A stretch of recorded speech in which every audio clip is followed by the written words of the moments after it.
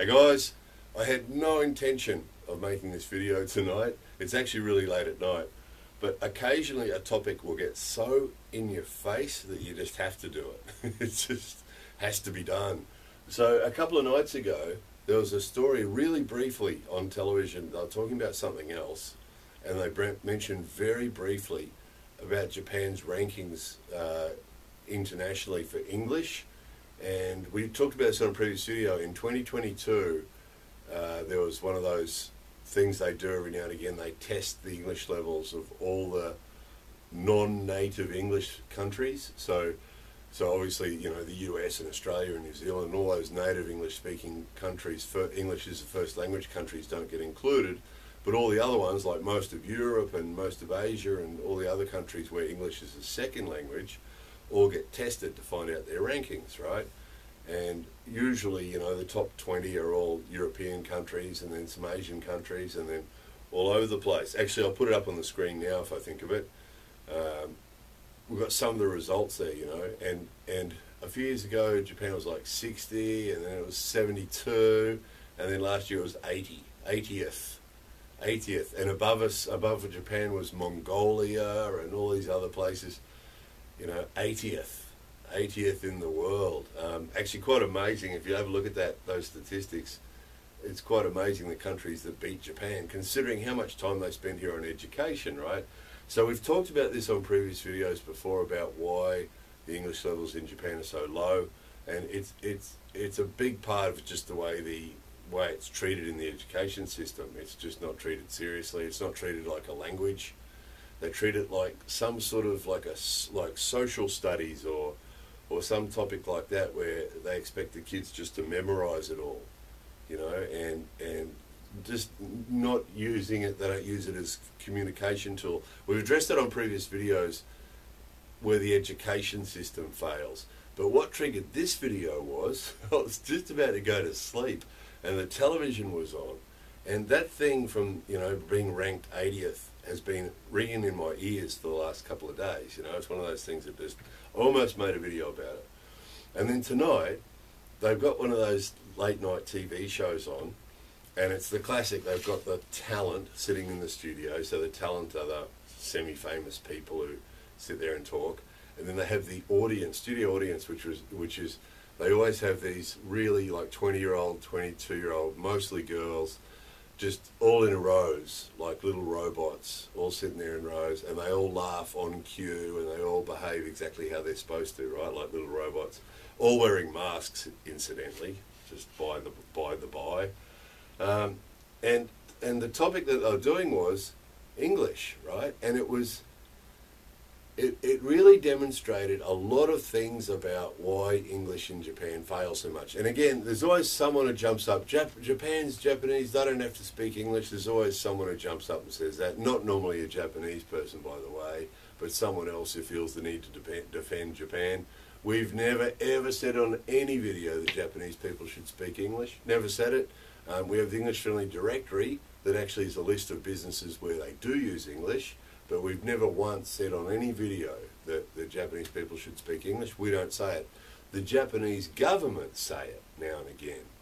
And it comes up in the media now and again, the Japanese government, you know. And there's always something that they say where, okay, we decided now we're going to get all the English teachers to go and visit other countries for a month, and that'll lift the English levels in Japan. They did that a few years ago. Well, they said they were going to do that a few years ago. When they first got the 2020 Olympics in 2015 or whatever it was, they said that by 2020 they'll have the English level in Japan raised to higher levels, you know, and of course they didn't, as we predicted at the time. So the Japanese government say that the English level should be higher in Japan. We don't say it, they say it, okay? So just going to address that, because there's always someone who doesn't listen who goes on about, you know, Japanese people shouldn't speak English. They don't have to speak English. So the Japanese government say they should. But this TV show, I digress. The TV show illustrated everything about why the English fails in Japan. It was all a big joke. The people in the talent sat there, and then they had people out on the street, like, you know, another talent out in the street, another semi-famous person out on the street, stopping people in the street and showing them pictures of a chicken or a sheep or a crocodile and saying, what's this in English, right? And then they'd say some strange thing, or they'd go, usually their answer was Japanese. They go, oh, etto nandake, eh. You know, that's the usual Japanese response to something like that. So they'd say some stuff in Japanese and the studio audience will all laugh. And then maybe they'd try to say what they thought it was and get it wrong and all laugh. And they have to have lots of sound effects too. So when they got it wrong, which 99% of the time they did, they go, there'd be the buzzer to say that they got it wrong. And if they got it right, occasionally someone will get it right, and ping pong, you know, and everybody go to, oh, sugoi, subarashi. All the people in the audience in the TV studio would all go on about how subarashi, how fantastic it was. And we experience all this firsthand all the time. If we run into some people, like another family from the school or something, and one of the kids says something to me in English, everybody goes, oh, super, isn't that amazing? And they might just say some thing they heard on TV or something, 2 words, you know, and everybody will go on about how fantastic it is. Oh, isn't that amazing? Isn't that amazing? Oh, he spoke English. And the same thing, this was the same thing with the TV show.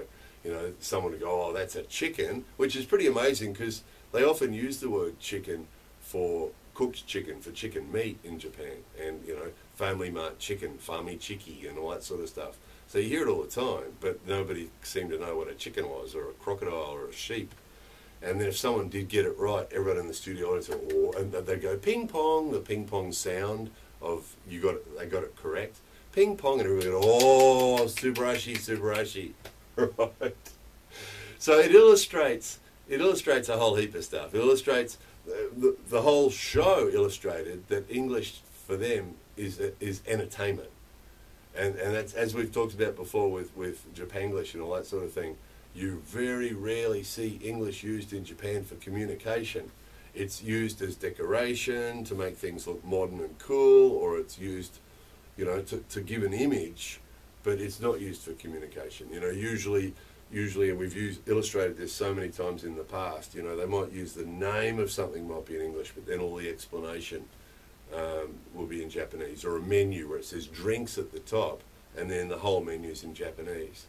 And it's just to give this illusion of modernness and coolness and international, sort of like going to Australia and seeing a restaurant with a French name or something, sort of a similar thing, you know. And so that's the way they see this show illustrated that they see English as just as an image and as entertainment, and the fact that people, you know, 99% of the people that were asked, oh, the next thing they did, they got an American guy, and they took him to Tokyo and Yokohama and Kawasaki and a few other places, and he was just stopping random people on the street. Excuse me, can you tell me how to get to the train station?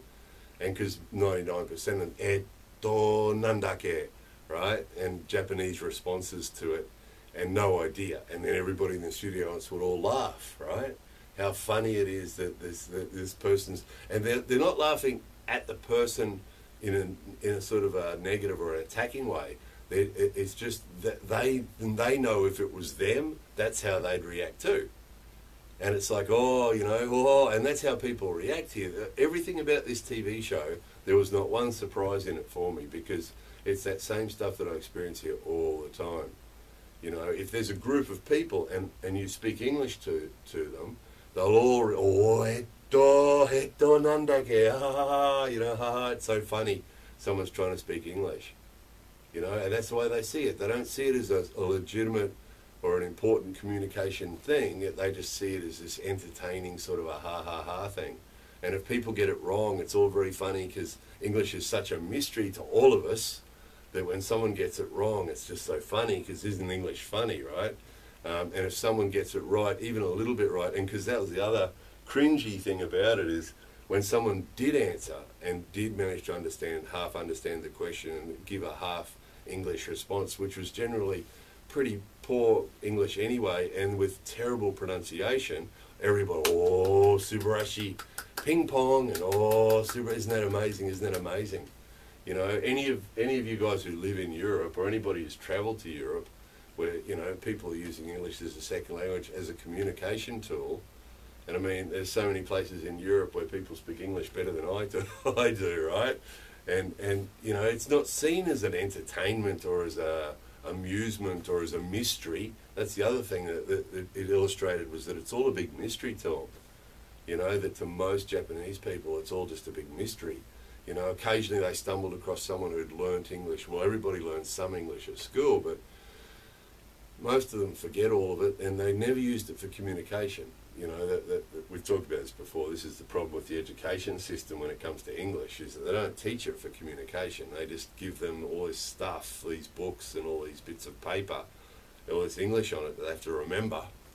You know, the vocabulary and the grammar, and they have to memorise it all, and that they never use it for communication. You know, I've met so many people here who've never actually spoken to a foreigner face-to-face in English. You know, most people, fair to say. You know, the majority, fair to say. And so they've just never practiced English. They've never spoken English to anybody. Even to the Japanese teacher, the Japanese person who taught them English, usually they don't. It's limited to just, you know, hello, and how are you? And the whole class will answer, I'm fine, thank you, and you.